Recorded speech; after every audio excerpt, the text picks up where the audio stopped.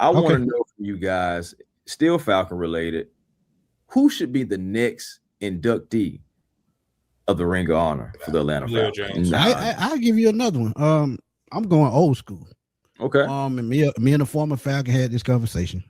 I'll give you two on. First one, I go Terrence Mathis. A lot of people don't give him credit, but when his career ended with the Falcons, he had the lead in receptions, yardage, and touchdowns. I love the Mathis mention. I just wanted to touch on that real quick. That was such an underrated response. I'll tell you another aspect of Mathis, aside from just the resume of play, but really looking at the influence in the state. This is a Georgia native.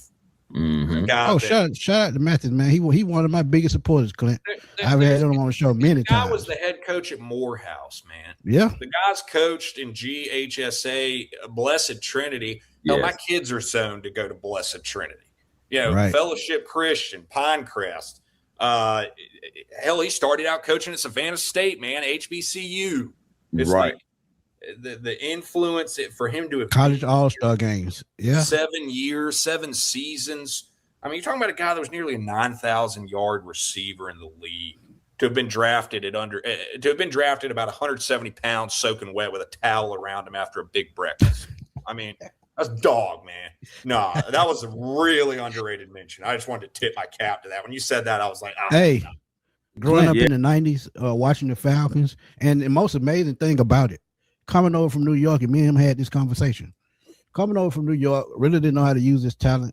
He was mainly a special teams return guy. Gets to Atlanta very first year, Pro Bowl season, takes off. After that, smooth sailing.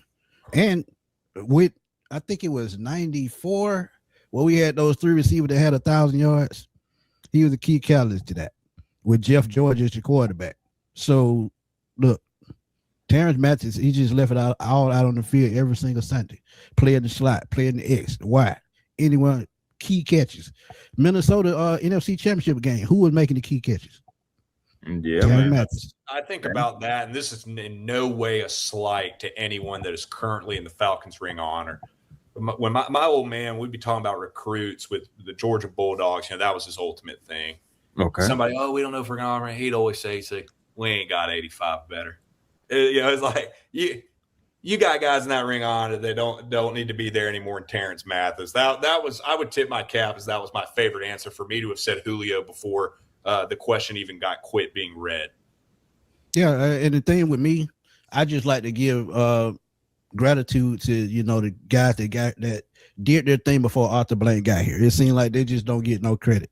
Chuck Smith is another good friend of mine. I talked to him about this.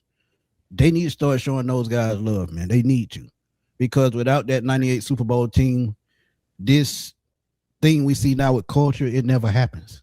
It never happens without that team. And Terrence Mathis, I can definitely say like he was the wide receiver and one of the players that when I really started to, kind of like get grasp football as a kid and everything, like he was one of the guys and that really helped me be a Falcon fan and really like kept me, with the logo, because Terrence Mathis was he was a dog. I'm just straight up and tell you, he was a dog. So, man, shout out to Terrence Mathis, man. Always appreciative. I've even told him too, to his face and I ain't on via social media. Like, man, if it wasn't for you, man, you were one of the guys that got me to be with the logo. I don't know, because the reason why I say that, because my dad, he was a Steelers fan.